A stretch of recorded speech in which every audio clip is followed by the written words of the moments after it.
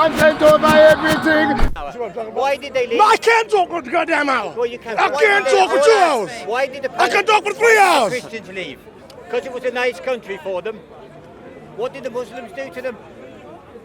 Nothing. They said, all stay here, it's a lovely country. Vampiracy. You see? This is what I call vampiracy. You're an emotional vampire. You're coming to suck blood. Please press on. Look at your eyes. Be on your way. Here, you know I'm wearing this so you can't get to my neck. You can't suck my blood.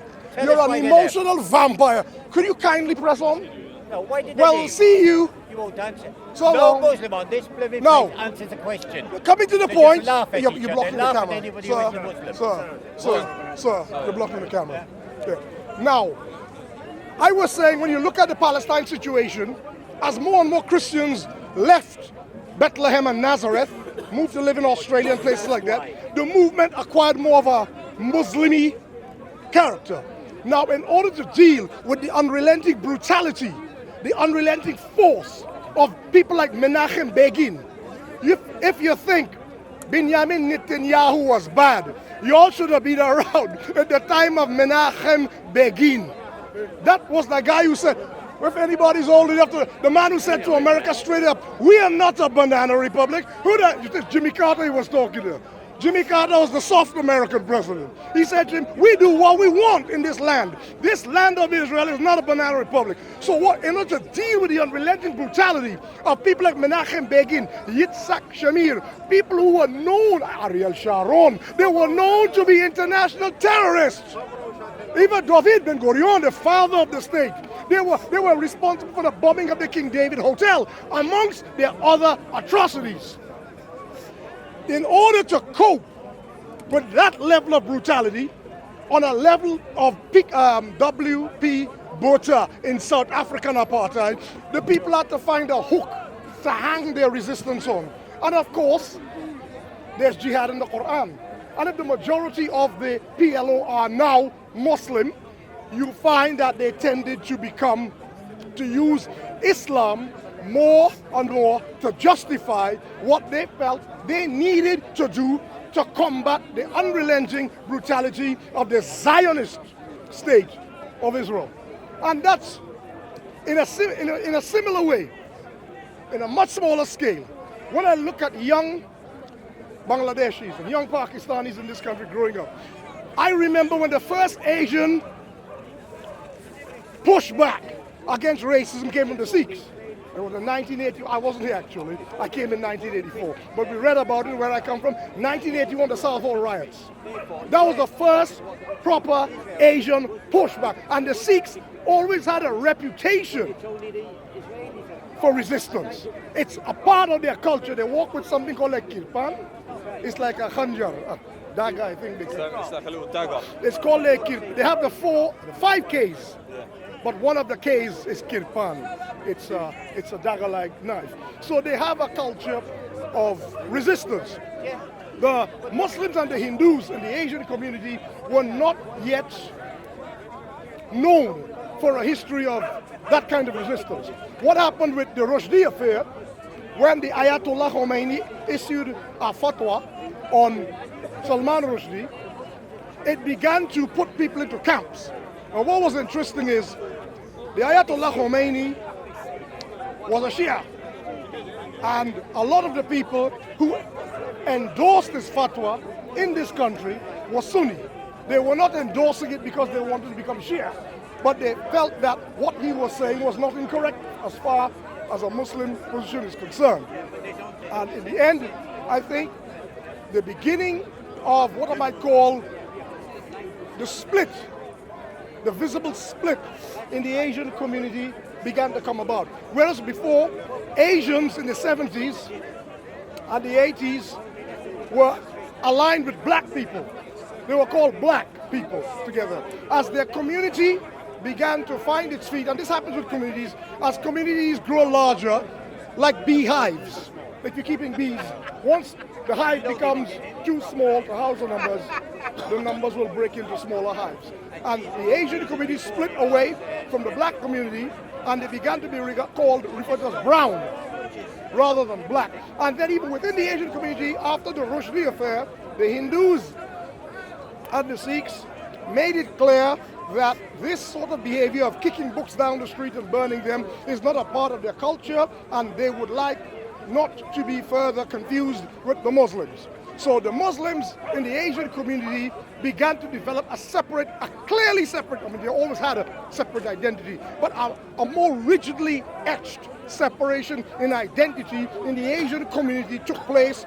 The Rushdie affair, swiftly followed by the situation I neglected to discuss last week. In fact, I'm standing in front of this microphone because I neglected to add that salient bit of information about I spoke about the Iran-Iraq war, but I didn't speak about the Afghan war, the Mujahideen, which some people argue was significant enough to bring about or to start the fall of the USSR as we understood back then. The USSR, now today Russia, was much larger than it was, and many of the countries that belong to the USSR are today independent republics.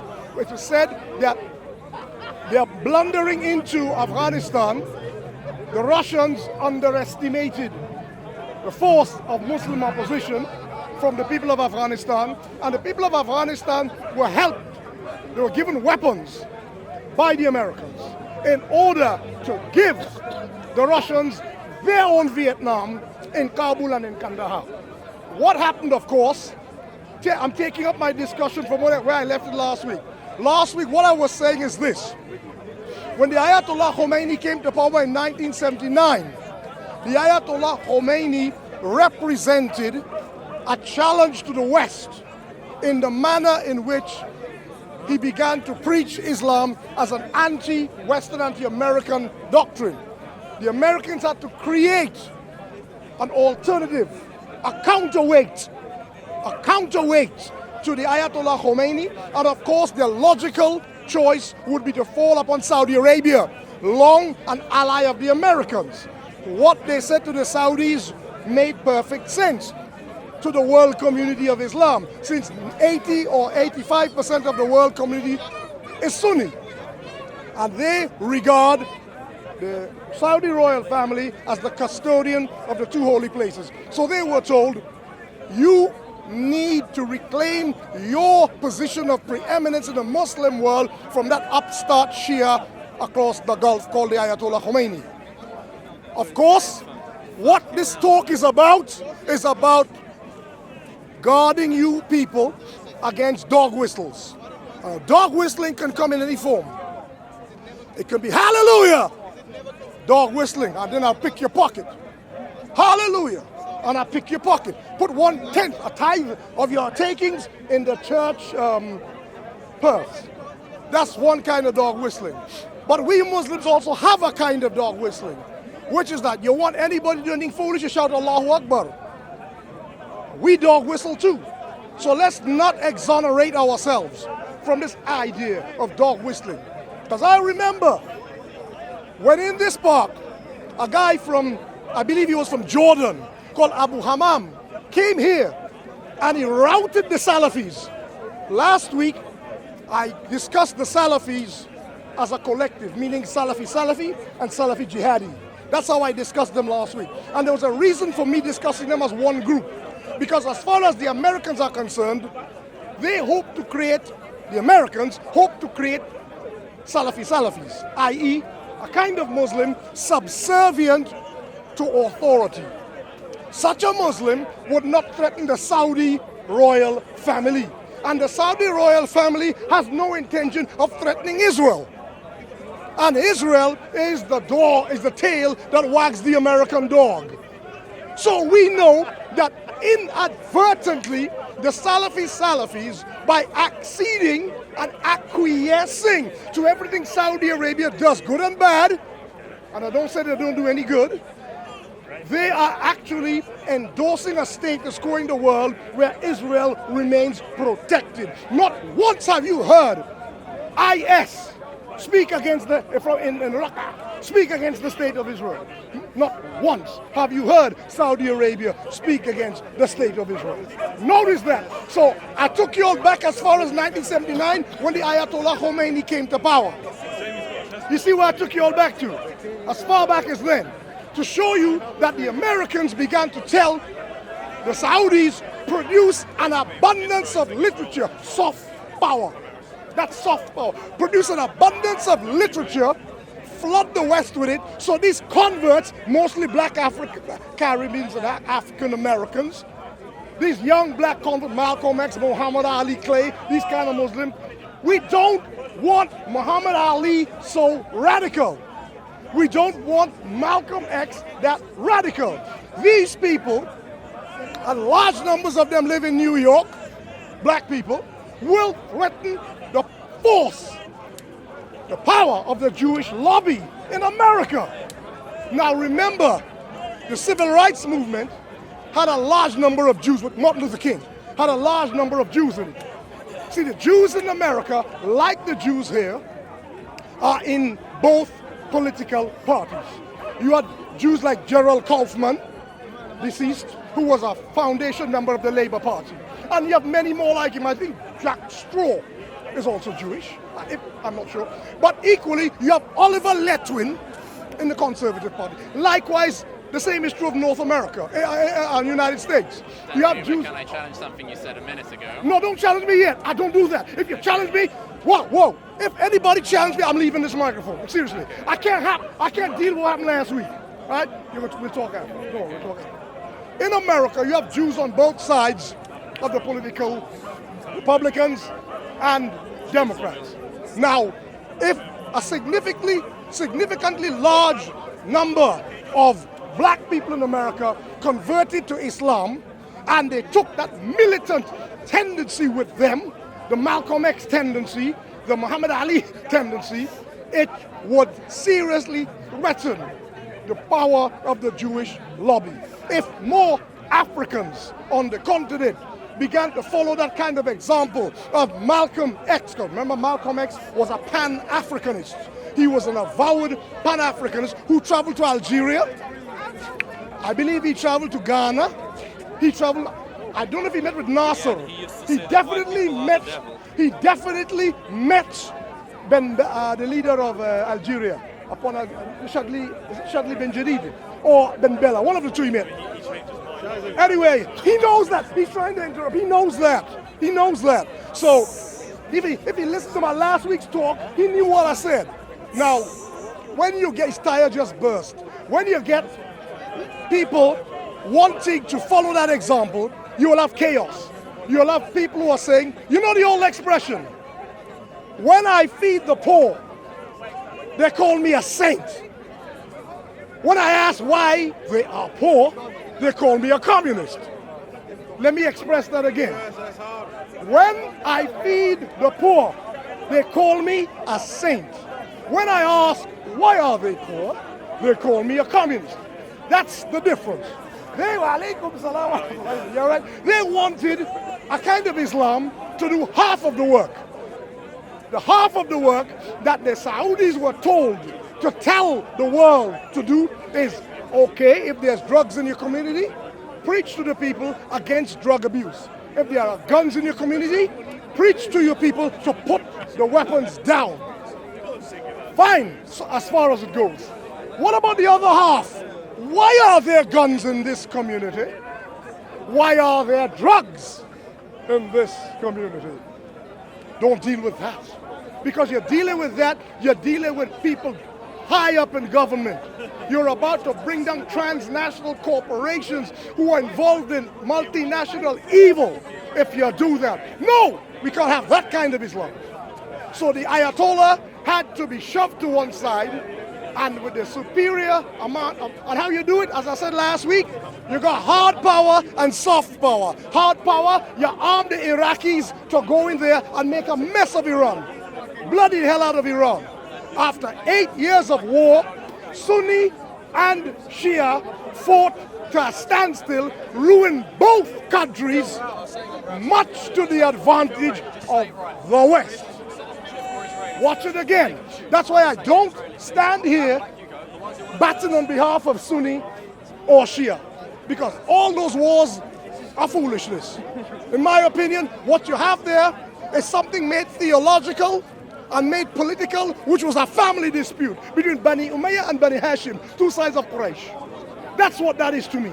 I don't get involved in that.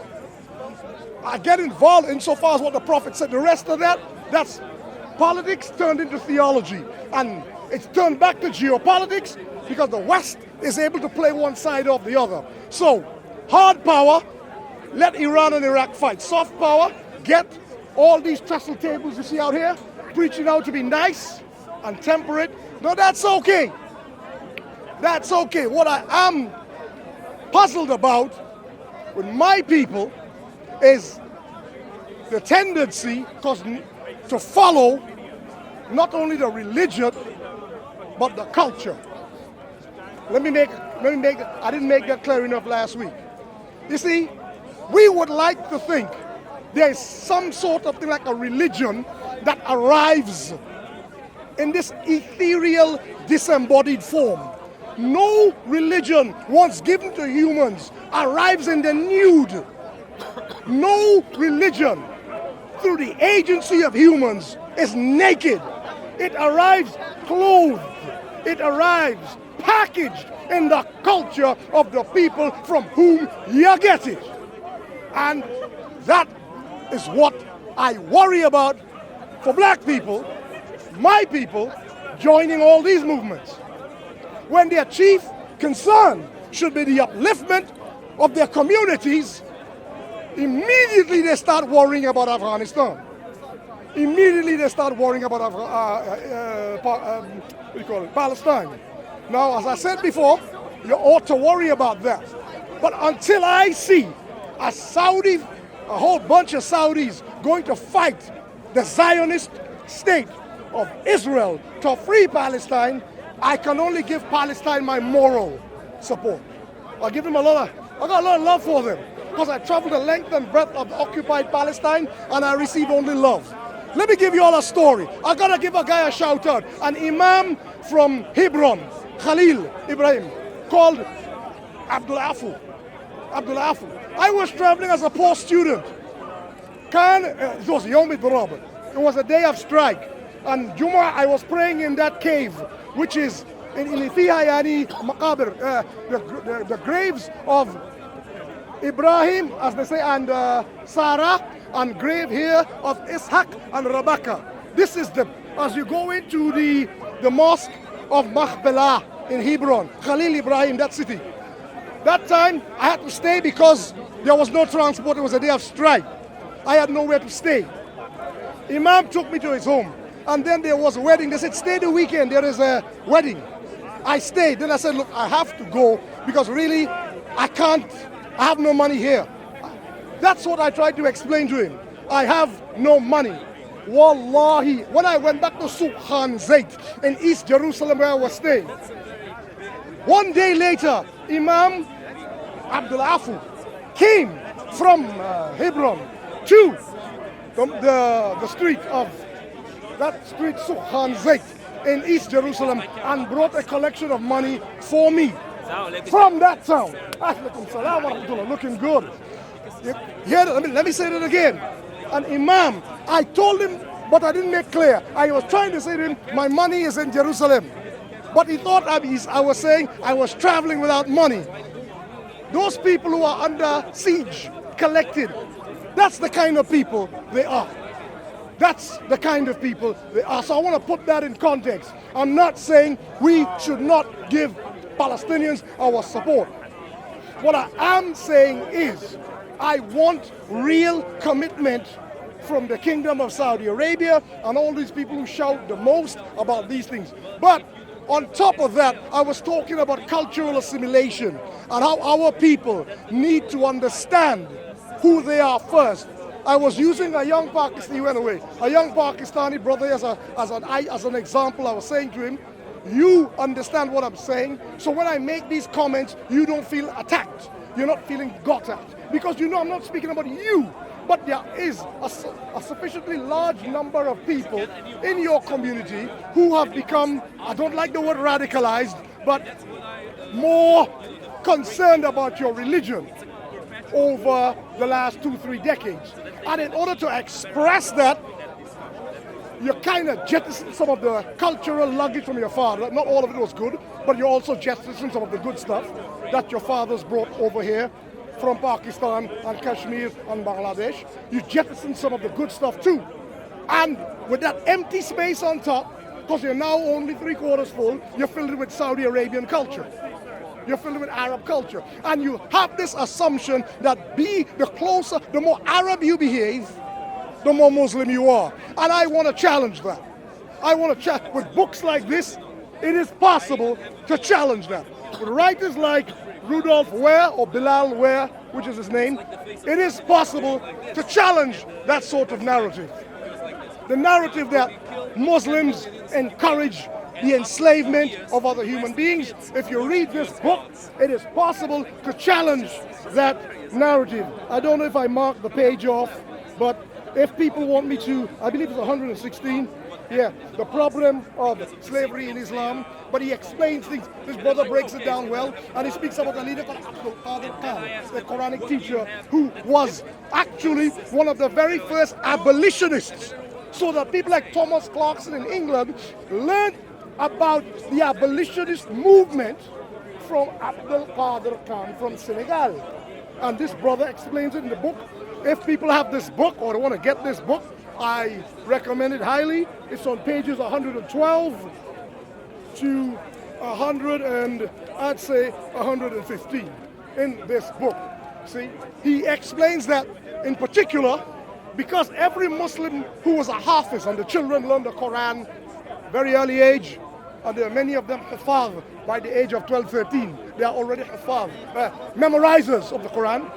To capture such a person was, it is as if you're desecrating the Quran. Check how these Africans used to think.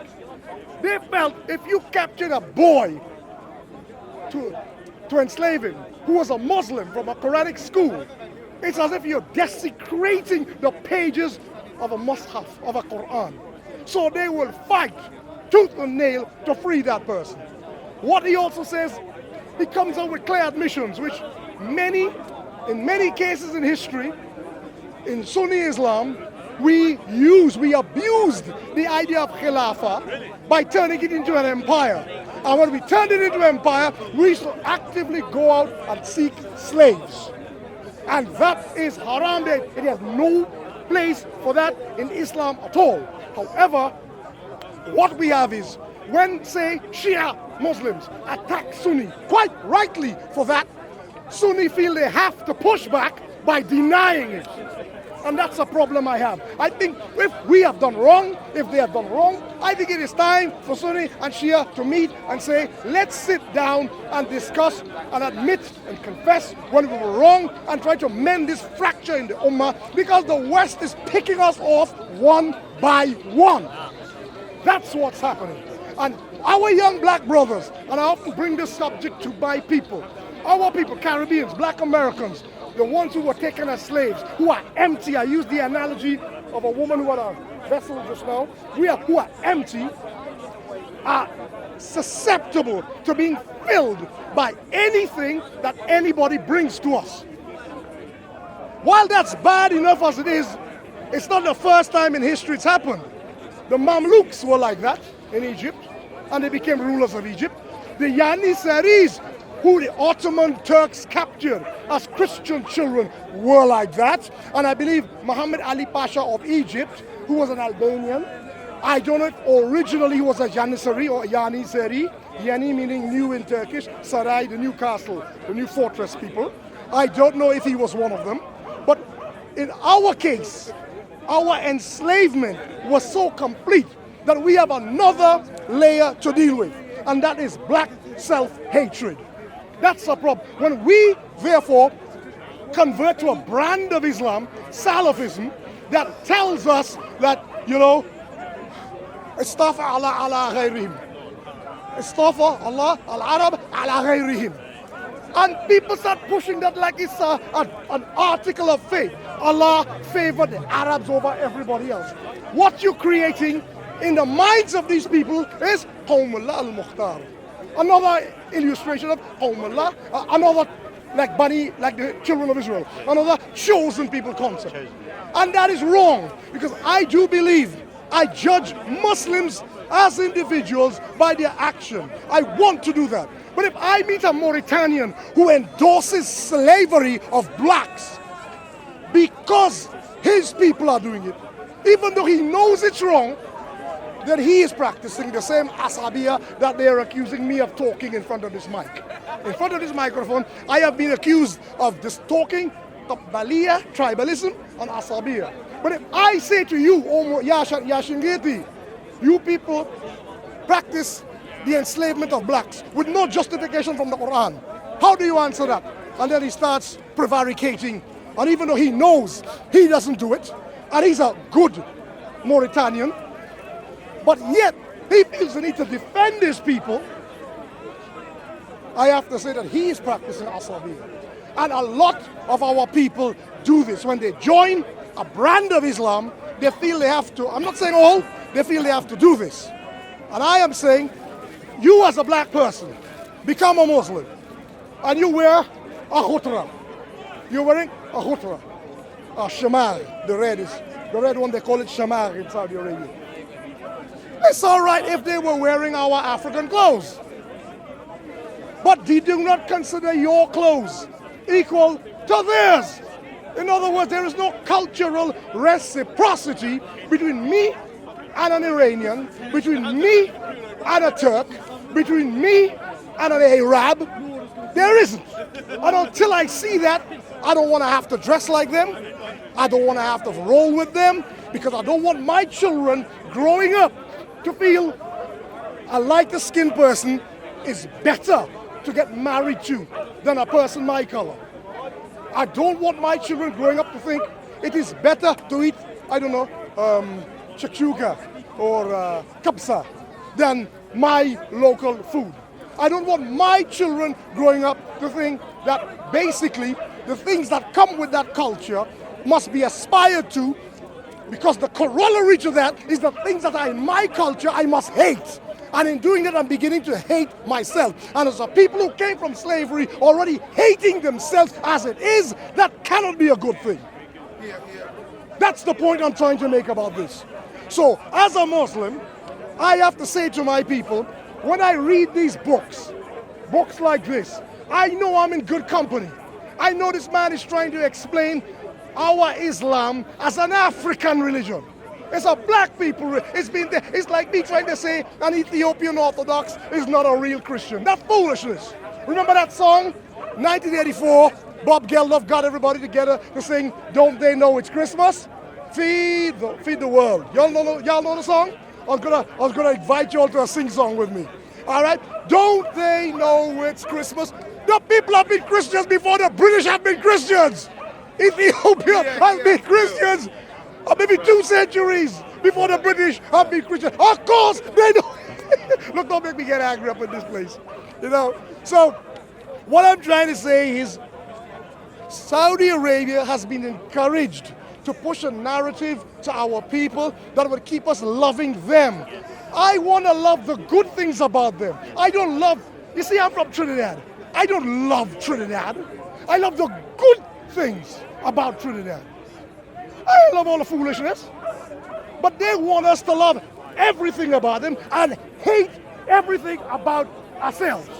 Like what the white man did. The white man compared the best of his culture to the worst of yours and made you hate yourself. He didn't say, let's go like with like. I don't know, are you South Asian? You South Asian? He wouldn't look at the intricacy of the Mughal miniatures and compare them to his paintings. He will find the most degraded part of your culture and compare it to the highest part of his culture. He wouldn't compare the high points of Mughal culture to people that were begging in the Victorian streets, prostitutes up and down London in the Victorian era. He wouldn't do that. He wouldn't compare the fact that in the Victorian era, there was more literacy, the walking Quran, in Senegal than on the streets of Victorian Britain. There were more literate people. He wouldn't do that. He would find the worst thing about Africa and compare it to the best thing of Europe. And I'm saying it happens as Muslims, we who convert to Islam begin to misunderstand the concept of Jahiliyyah. we misunderstand it, and by misunderstanding it, we put ourselves as foot soldiers in other people's battles, from which we never get promoted, we just get body bagged. You never leave being a private. We will always be foot soldiers in other people's battles, and if you don't get body bagged, you stay a foot soldier. That is our dilemma. And the problem, and unless we address this situation, there'll always be a place for Farrakhan and the Nation of Islam. There will always be a place for the black Hebrews. There will be, because they will come and tell black people, look at the amount of anti-blackness in Islam, among Muslims. Look at the amount of anti-blackness among Muslims. Why do you think that religion is for you? And so, we have a lot of our brothers here who felt that pain. They felt the pain of racial discrimination within a religion that says Ummat Wahida. One community, one world community. They felt that, and some of them said, you know something, I want to keep believing in one God. I want to keep being a monotheist. But I cannot pray next to people who want me to stand up in Salah near the toilet. They always got me near the toilet. You know something? I'm going to become something else. And these guys keep believing in one God, and they join the Black Hebrews movement. They have the other guys who say straight up, if we become Orthodox or Sunni Muslim, the Nation of Islam, I'm talking about that, if we become this, we are suddenly under the dictates of what they want us to do. In other words, we cannot prioritize the drugs in our community, the crime in our community, the dysfunction in our community, the miseducation in our community, the penitentiary system, which seems to be a rite of passage that our people have to go through. They're just jailing black people in the land. We can't deal with this because we're spending time arguing about how long our beards are and how short our thobes are. We're spending time arguing over matters which basically we didn't convert to Islam to deal with. We converted to Islam to deal with societal ills and problems about self and community improvement. And by listening to these Saudis who preach, who have the money, now the brother said when he put his trestle table down, he said that he did not get a penny from the Saudis. I believe that. But the literature, I remember when you had to buy the literature. A time came when the Saudis were flooding the market with the literature for free. And it has to be their brand of Islam.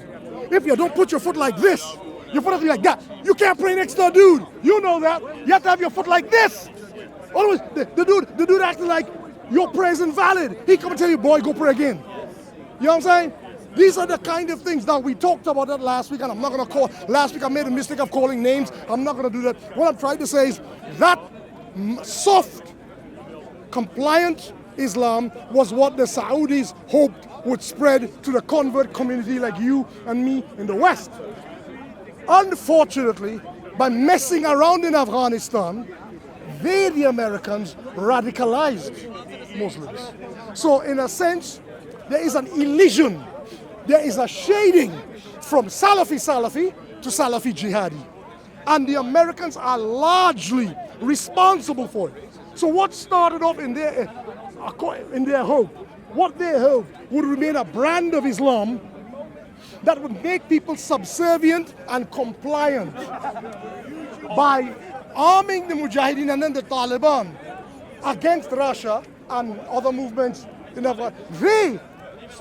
The Americans were the ones who radicalized and created this problem. And I saw the problem dramatized in this park in the early 1990s when Abu Hammam, I mentioned the name and I got sidetracked, when Abu Hammam turned up. I believe he's a Jordanian who said that a caliphate was declared in Afghanistan, and at that time the Salafis were holding sway. In this park, we'd step back. I told my people, fall back. They were running things, and Abu Hammam turned up. Big dude, hefty dude, about twice my size. And he came and said to the Salafis, I pray 5 times a day like you do, and I do all the nawafil. What next? My beard is as long as yours, and my thobe is as short as yours. What next? And basically, he had come from Afghanistan. I believe he's a Jordanian. If he's not, he's a Tunisian. I think he's a Jordanian. Right. He had come from there, and this that I've just described in Speaker's Corner in early 90s is an example of when you start creating a movement and it goes out of your control. The Americans did not intend for the Twin Towers to fall. They did not intend for all these kind of things to be happening. What they intended for was a kind of Islam that they could control. An Islam that the Ayatollah did not of Iran had no say in. So they emphasized the pre-existing distinctions between Sunni and Shia.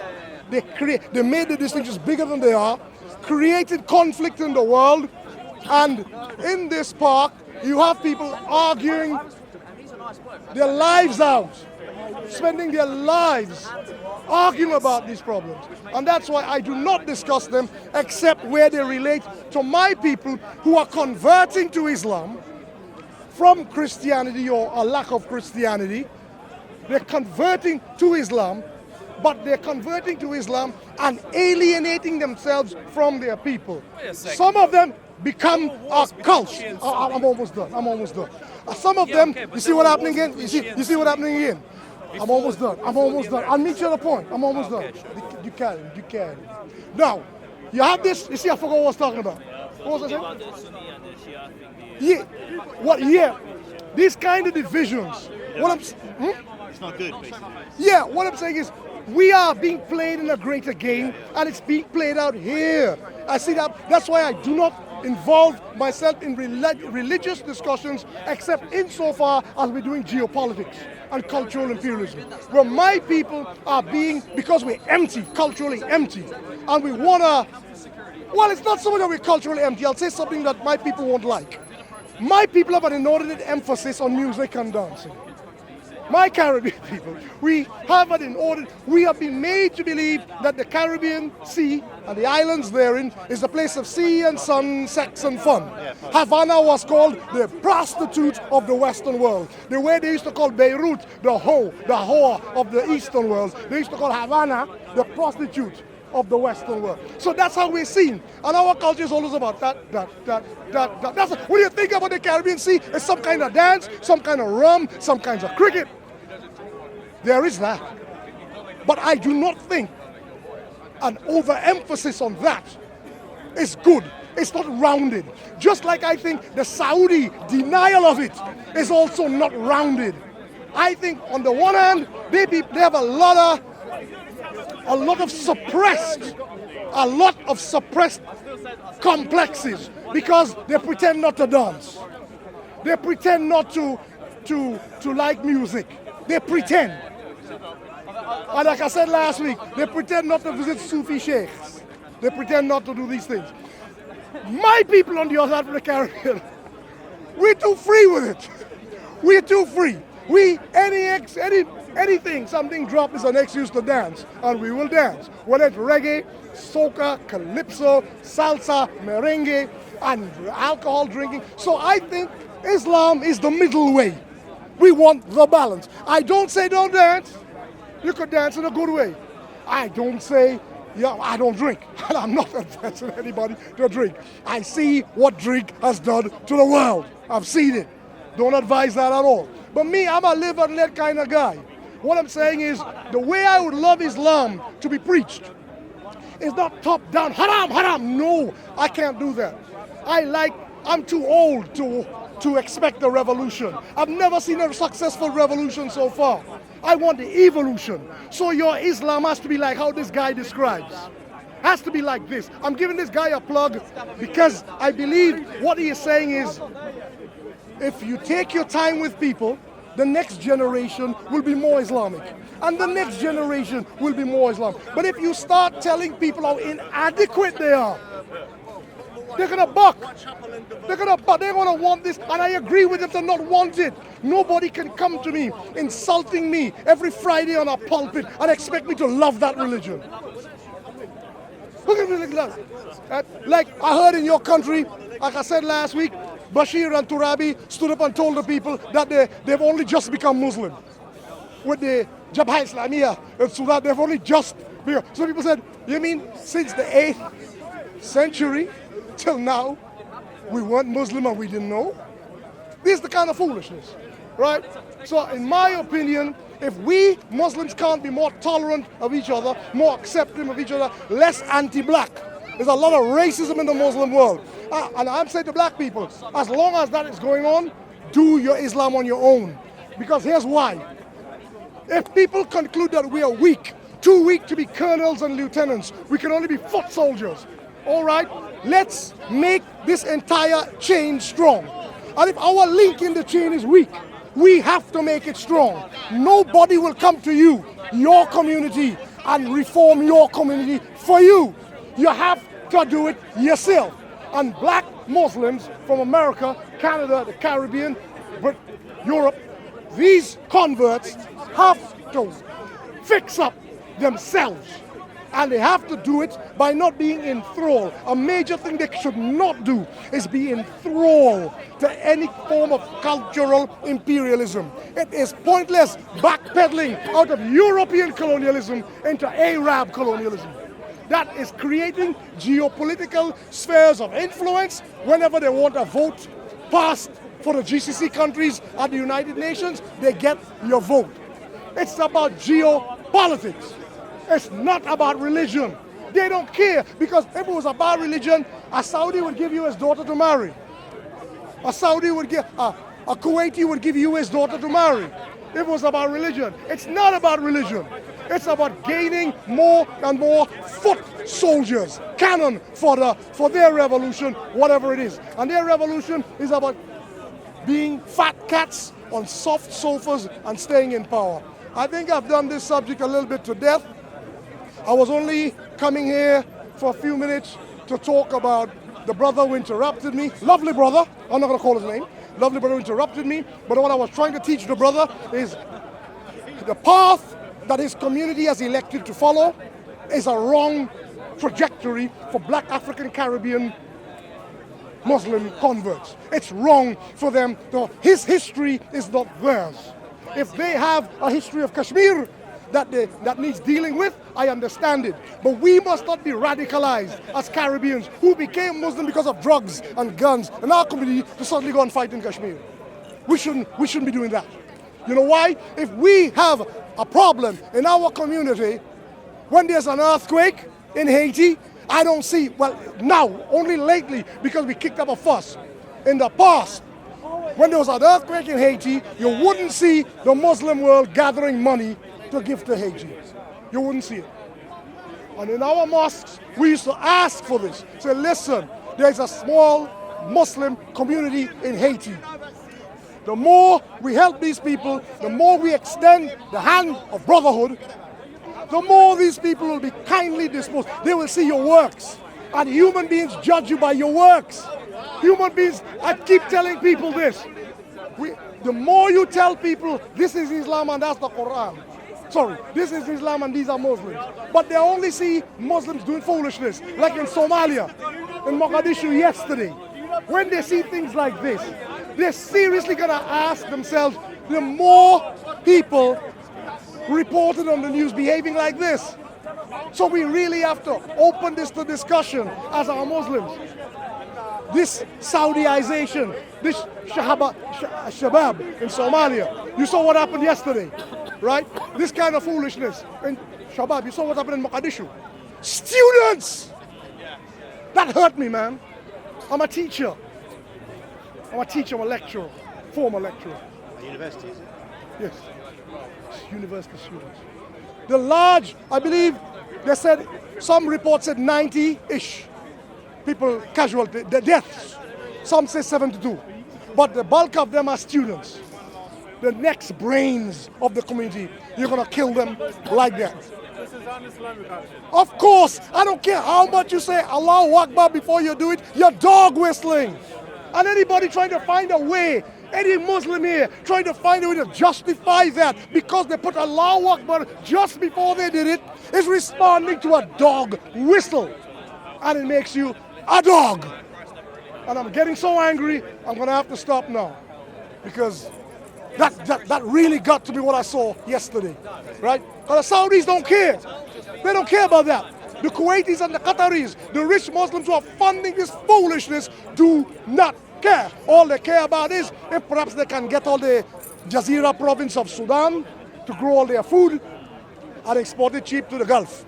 If they can radicalize the Sudanese to love Saudis so they can use Jazeera Madani area to just take all that wealth and feed themselves at the expense of poor black Muslims, they don't care. It's geopolitics. It's nothing to do with religion. At this level, religion is geopolitics. And for black people, it's cultural imperialism. And like I said, I'm going circular now, so let me stop. My good Pakistani brothers who understand their journey, I understand your journey. But your journey was not our journey.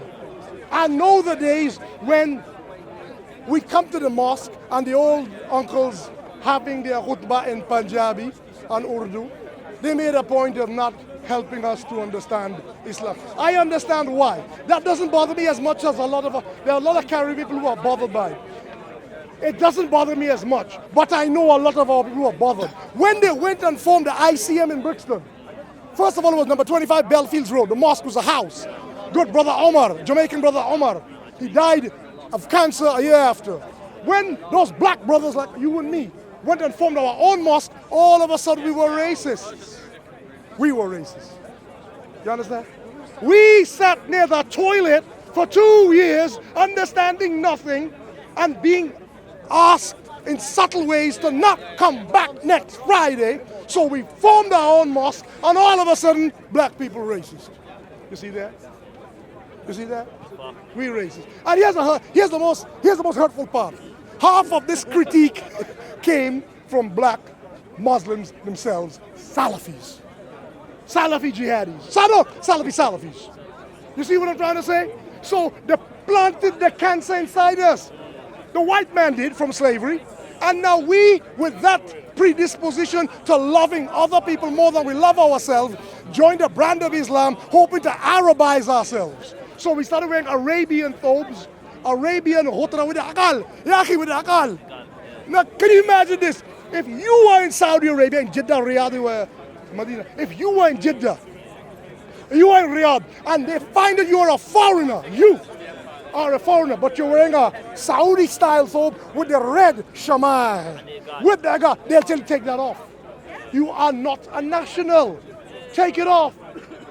So what they do, they try to follow the ikhwan, the mutawa'in. They try to have their head uncovered, and they wear the Saudi thobe, and they wear it around the neck like this, the red one around the neck. Somebody had red and around the neck like that. Now what I'm saying is this. I don't care really what you wear.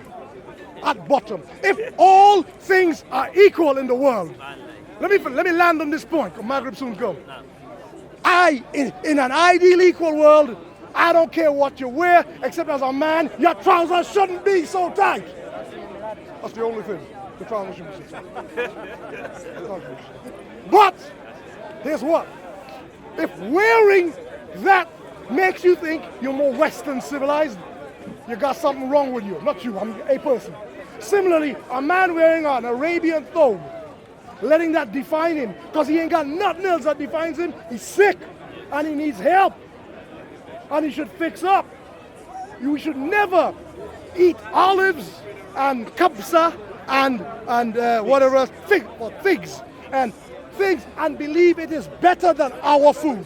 Eat them, because the Quran swears by the olive, it swears by the atina wa zaytun, fig and the olive. Fig and olive.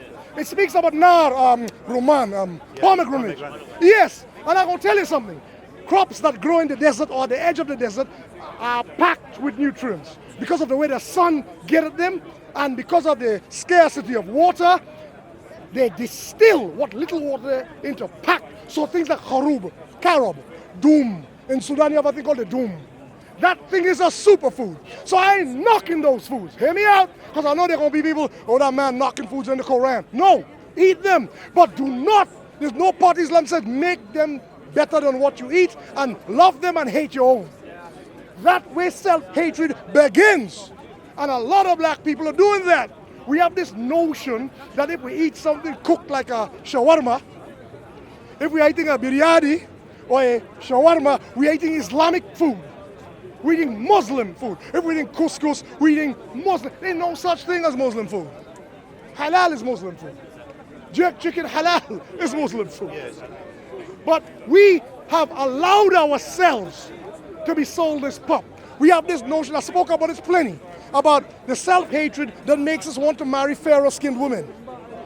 And the foolishness about they speak Arabic, so our children will speak Arabic. I spoke about that, I'll put that to one side. But I'm saying that all of that is part of the self-hatred. I was in a group of friends, some from Senegal, some from the Caribbean, some from Nigeria, parts of Africa, and parts of the Caribbean, black brothers. I went up to these and they're talking about, everybody's like this, what has become of the black Muslim convert community? Everybody like beating their breasts. Downstairs in the living room, all the men like this. What has become? Oh, woe is us. When I go upstairs to use the toilet, I can hear the children playing in the room. The children of these Caribbean men upstairs playing in the room. All the children are of a different mixed race. So I said, you seriously want to know why there is no future of the Caribbean Muslim community? All these children, their mothers are Moroccans, Pakistanis. The children do not relate to the Caribbean. They have no relationship. So what is this? Now, in an ideal world, this is not a problem. In an ideal world, if we had a sturdy Muslim community and we knew who we were. For example, if we were like that brother there, Khalid, the Somali brother there. If we were like Somalis who know who they are, they know their community is large. If you go to Halsden where I live, normally the butchers are now, you gotta close your ears for this because I'm gonna talk about meat now. I want to talk about dead meat, so close your ears, right? The butchers in Halsden, when I just moved in 1996, were all Asians, all Pakistanis. The butchers, the halal butchers. They cornered the meat trade. Nobody could get in there. However, Somalis turned up in the late 90s. And as they turned up, they didn't arrive like Caribbean converts. We convert as individuals. We don't convert as families. We convert. There's one Caribbean Muslim here. There's another Caribbean Muslim here. There's another one. Let me hear me out. When the Somalis turned up, I'm talking about you. Come on, come hear this now. Come hear it. I want you to hear this. They're gonna say I said bad things. No. I want you to hear this. When the Somalis come, you hear this. When the Somalis turned up, they arrived with numbers. First of all, they started buying from the Pakistani butchers.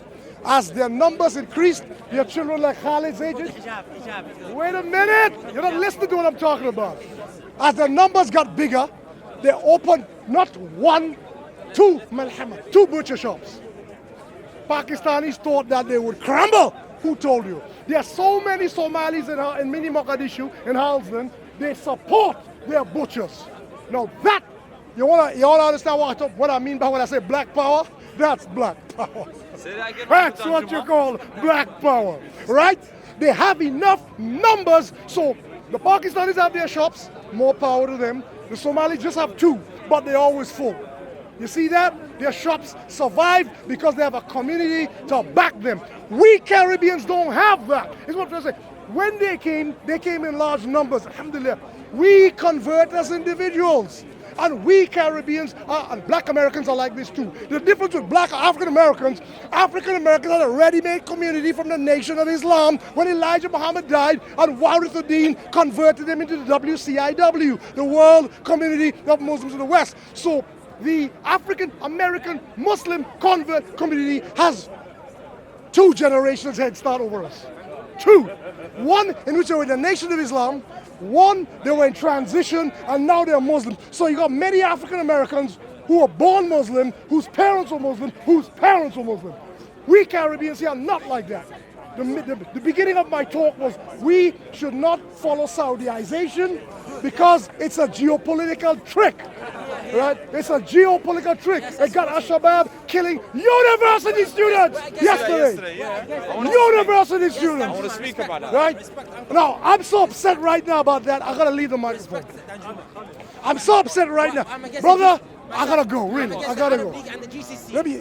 Thank you all very much for your kind attention. I think I've said a lot and I've gone on a loop, so some of y'all hearing this twice. The young brother wants to take up where I left off about this mindless dog whistle killing.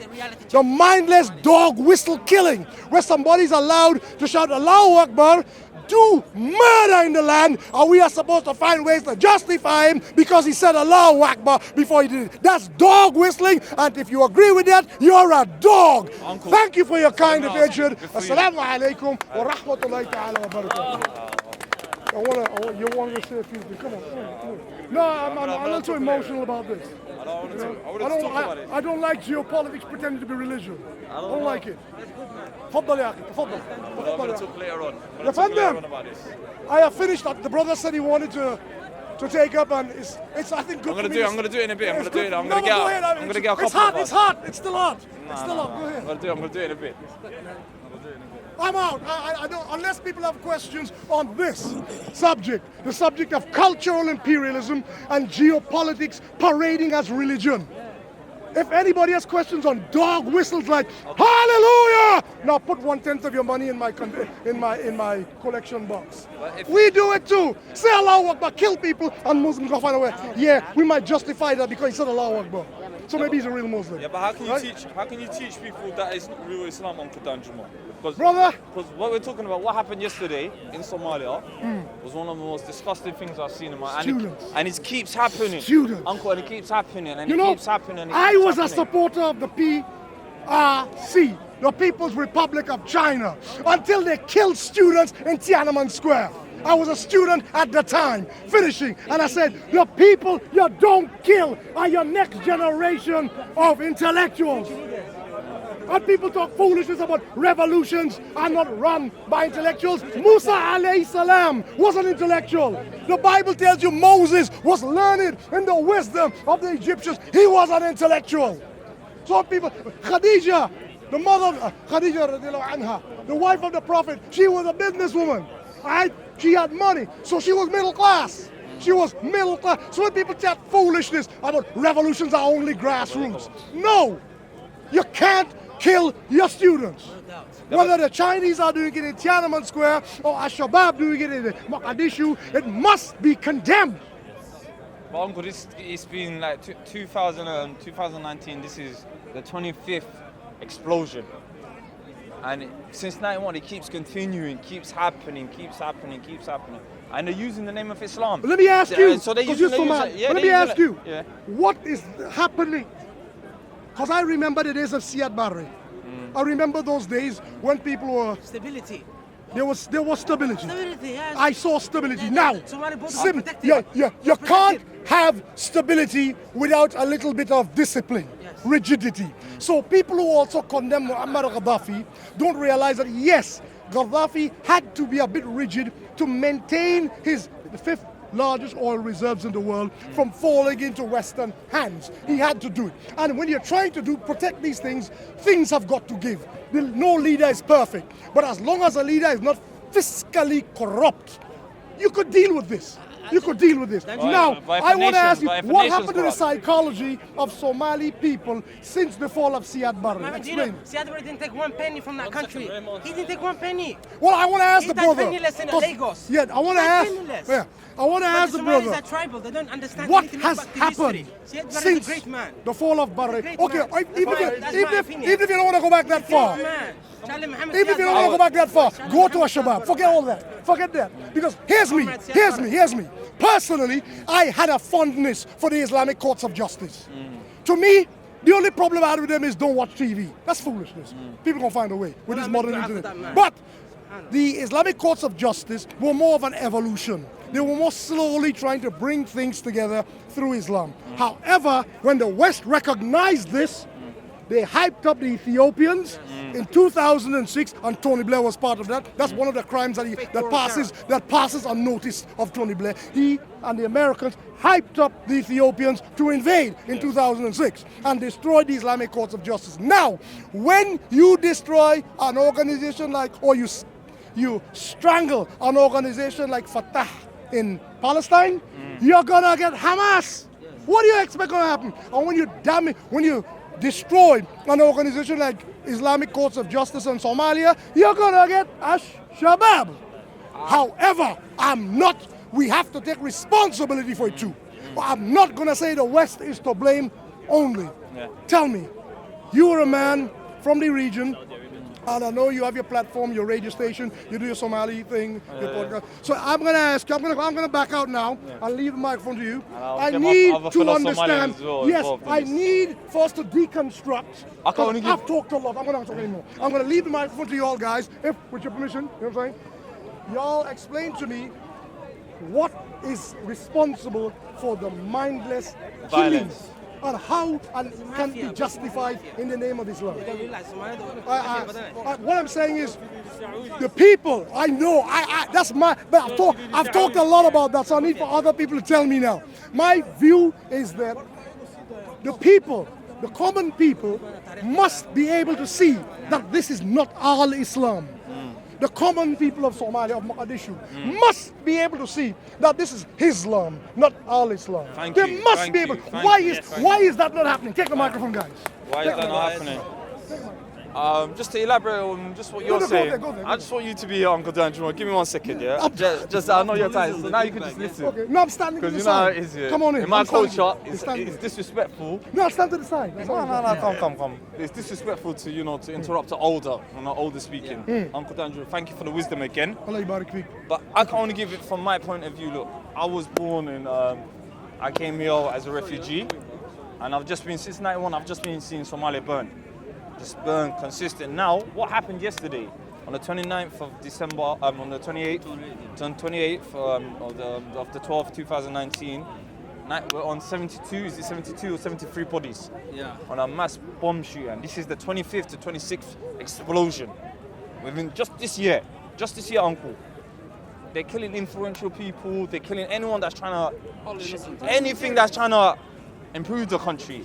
So, from my point of view, I think, and I'm going to say this out loud here, I think to me it's outside influences that want Somalia, like you're saying, this ain't our Islam. I'll show you pictures, Uncle, you've got me on Facebook, I've shown you pictures of Somalia in the 80s, the 70s, when we didn't have this wave of Islam, this new type of thing that's hit. How can you justify killing Muslims, young Muslims, that university students? These lot are they're kids.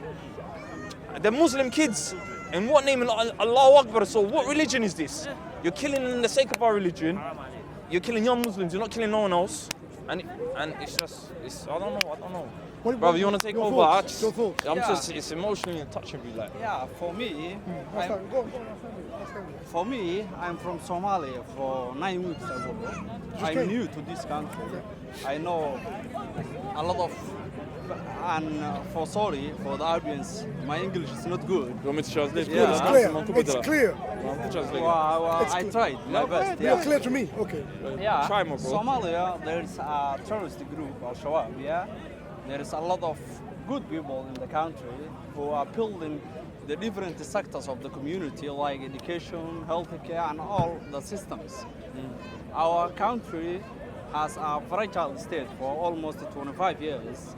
Now we are trying to recover our institutional, but we have a lot of problems.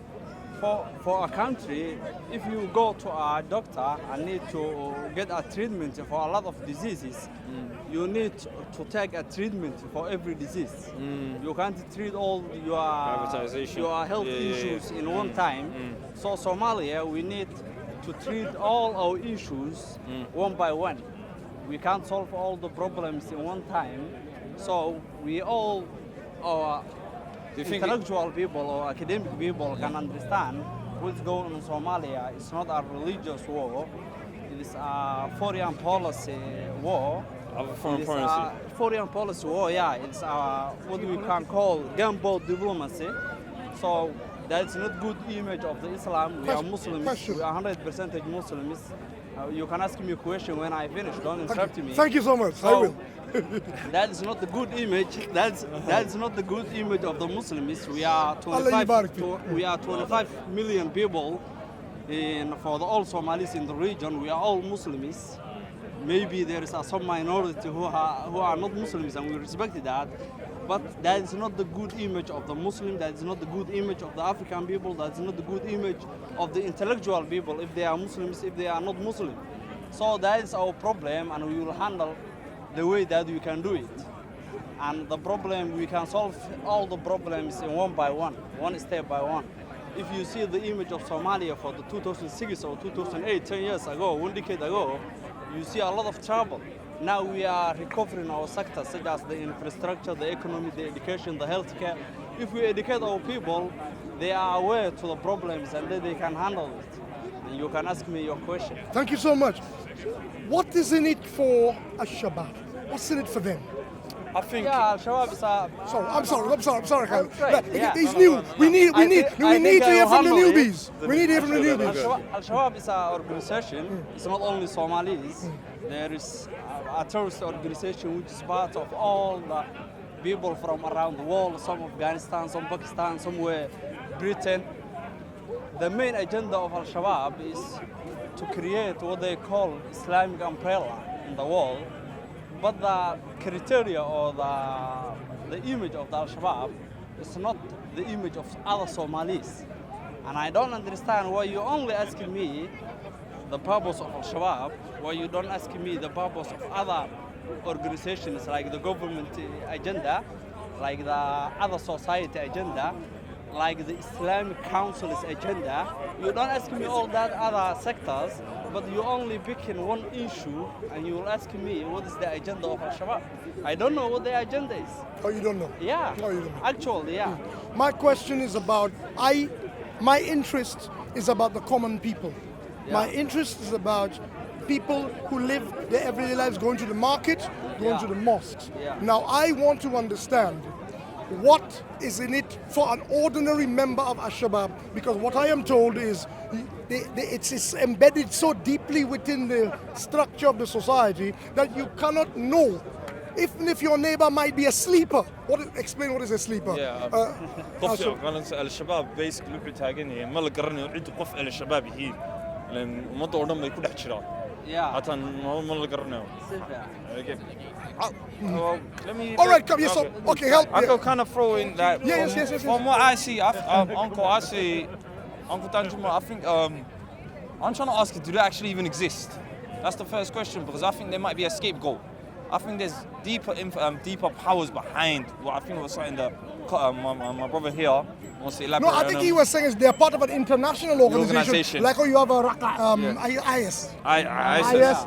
Al-Qaeda in the Maghreb, and Boko Haram, and these different groups. Because in the same time, Uncle, there was a truck explosion in Nigeria. There was one in Congo, and there was one in Somalia. Chad.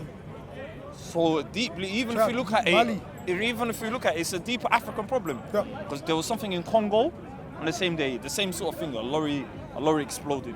In Nigeria, a lorry exploded, killing masses in the market. And in Somalia, the same thing. So clearly, like the brother saying, there might be an international. We don't know. There might be my main concern, as you understand, yes, and I need for you all to do more. Ali, how are you? You're right. My main concern, come in if you like. My main concern is about the African situation. Yes. As you understand, my are you off? Yeah, okay. I thought.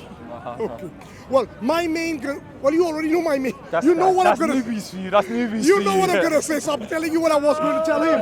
Okay, no, you My main concern is the African situation, and the development of this across the African continent is increasing. Yes. It wasn't like this throughout the way it's in Africa now. It never used to be like that before. It never used to be. So my main concern is how do we as Muslims counter this? We have to be the ones in the vanguard of whether it's in Chad, in Niger, in Mali, in Central African Republic, in Somalia, Mauritania, wherever we find it, we have to, because listen, it is pointless attempting to deflect the blame to somewhere else. Yes, we have to ask ourselves, we have to get yourself in the mind of the person doing it and say, what is in it for him?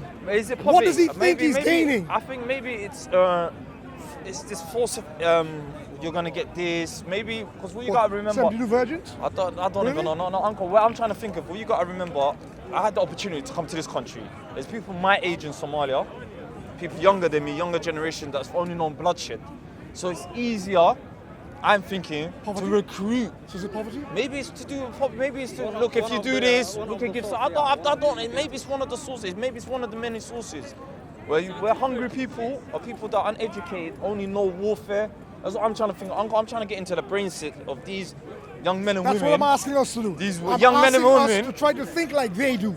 In order to be able to reason somebody out of a situation, you have to know how they reason themselves into it. But Uncle, but what you got to remember, we had the privileges of growing up. Maybe when you were growing up, Uncle. Maybe when I was growing up, I went to school in London.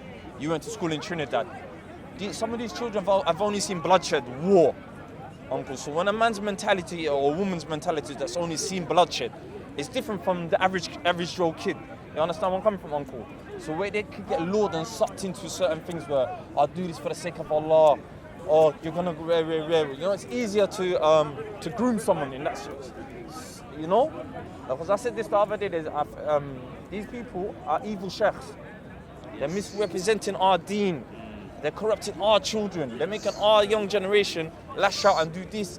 And that's represented, and that gives the Islamophobes fuel, Uncle, and say, look at Islam. They're doing this for themselves. So how can we fight this? So we need to find out. We need to have There's people corrupting Islam. That's all I keep saying. It has to be discussed.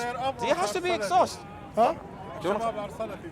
Well, there's Salafi Jihadi and Salafi. You remember we talked about this. So then we got who behind them? Allah ya'lam, Allah ya'lam. Al-Khalij. Allah ya'lam. We have to. Khalij. The Khalij, do you think? I think the point is because there is someone who has an influence, and there's Come close to the microphone. and there's no one else. Basically, the Al-Khalij, like you said, they have geopolitical, let's say, Ambitions. Ambitions, yes. and they're using Somalia that, is on the coast of and their influence is being projected. I think there aren't. Bit of a small bag. I'm so sorry. Yeah, it's all right. No, go on. There aren't people who are coming in with the ambition to educate, to fix, to try to make the world better. And the point is that just like there is external influence that is negative, like you said, the people are not educated. The people have only seen bloodshed, and that's not going to change from within. Yes. It only needs to change from outside influence. And So if you keep people in a state of perpetual dysfunction, yes. and this is all they know, Yes.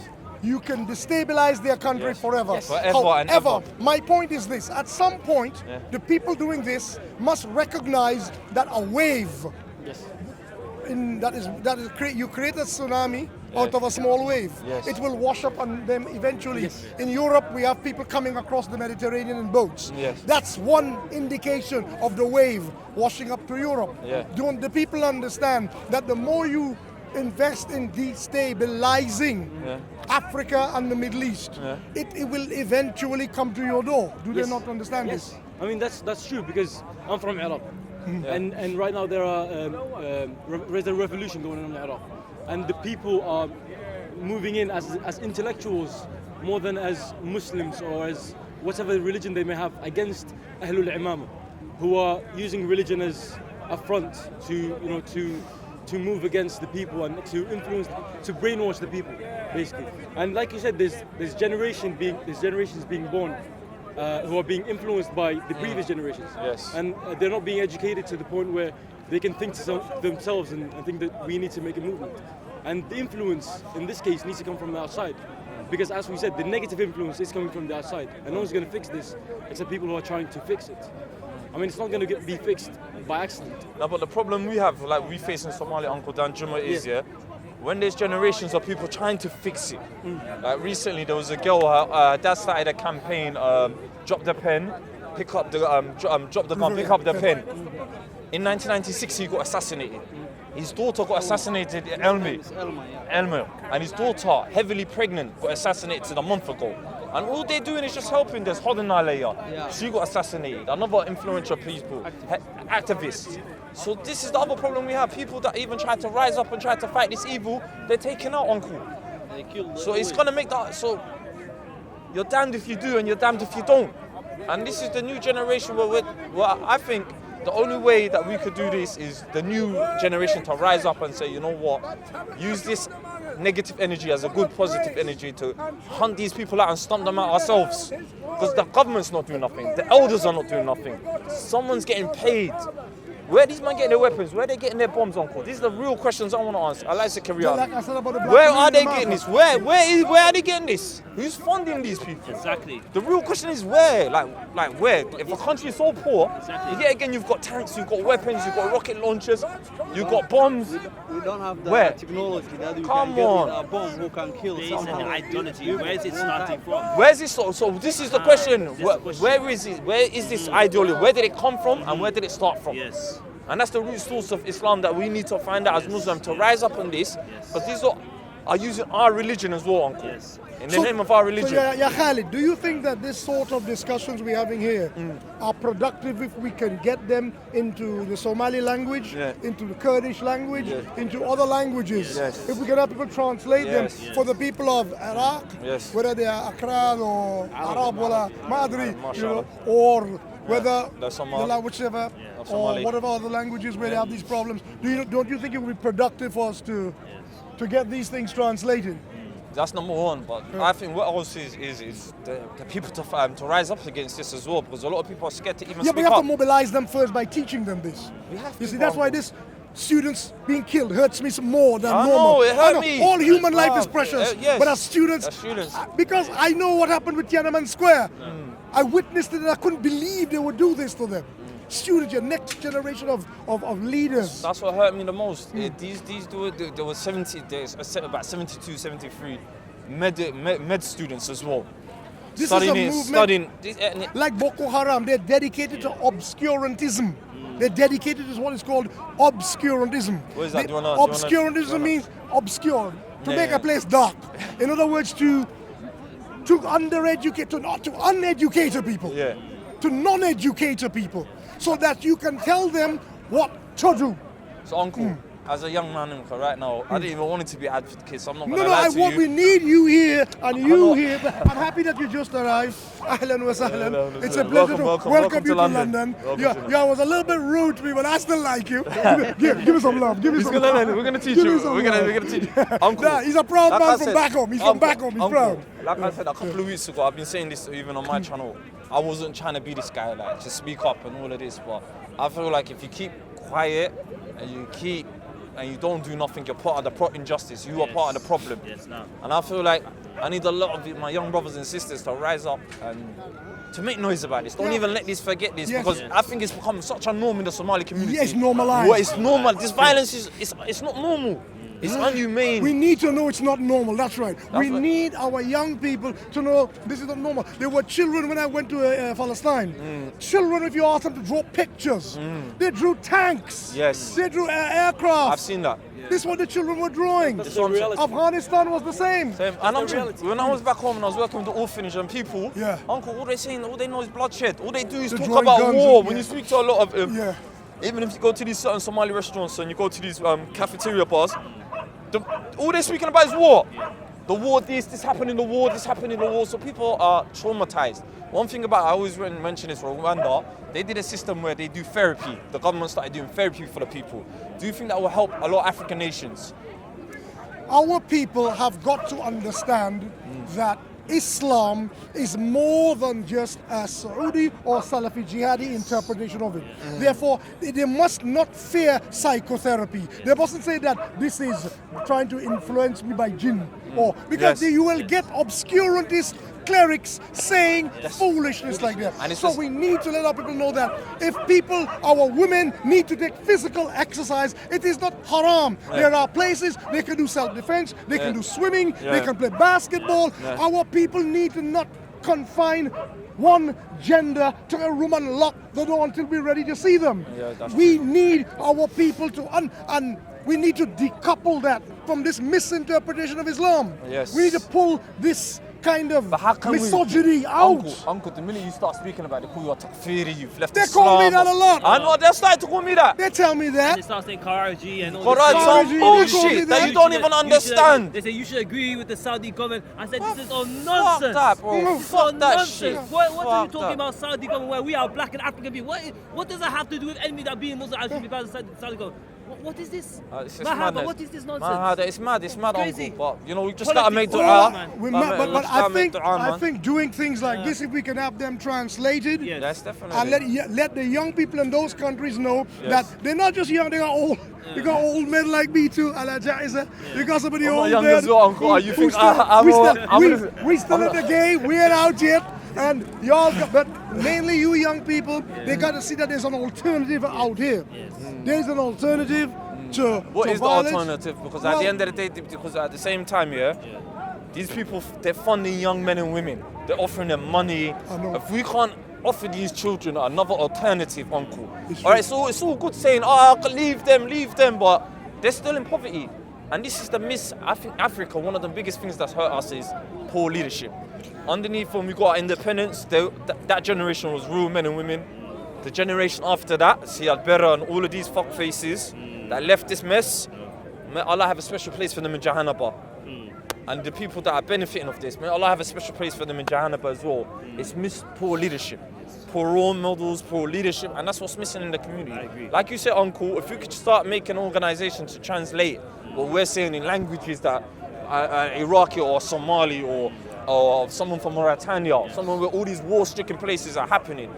That's an idea that I'm willing to do, Uncle, where it's just if you want me just even translate. Well, let's I'll say do that that for free of in course. 2 days we'll be in the new century. Yeah. No, sorry, a new decade. A new decade. A new decade. 2020. In a couple of days we'll be in a new decade, inshallah. Inshallah. I hope that we can start January applying our minds to some 2020 vision. 2020 vision. Let's call it 2020 vision. To reverse this situation in Africa. Because at the end of the day, nobody respects us in the continent of Africa. No one. Nobody respects us. And until And we make ourselves respectable in not their eyes, in our eyes. Yes. Until we do that, Yes. nobody gonna respect us. And what I say about what I tell Pan-Africanists and I tell Pan-Muslims the same thing. Every link in the chain, if you don't understand it, every link in the chain has to be strong for the whole chain to be strong. And if one link is weak, the chain is weak. We black people are the weak link. So we gotta fix ourselves. Nobody ain't gonna fix us. And nobody can come call us racist because we're trying to see about ourselves. But they ain't gonna see about us. Okay, Uncle. You know what? Happy New Year, everyone. Happy New Year, man. Alaikum. 2020. Happy New Year. Remember, What's your Uncle. name, Abdul Nasser, Danjuma.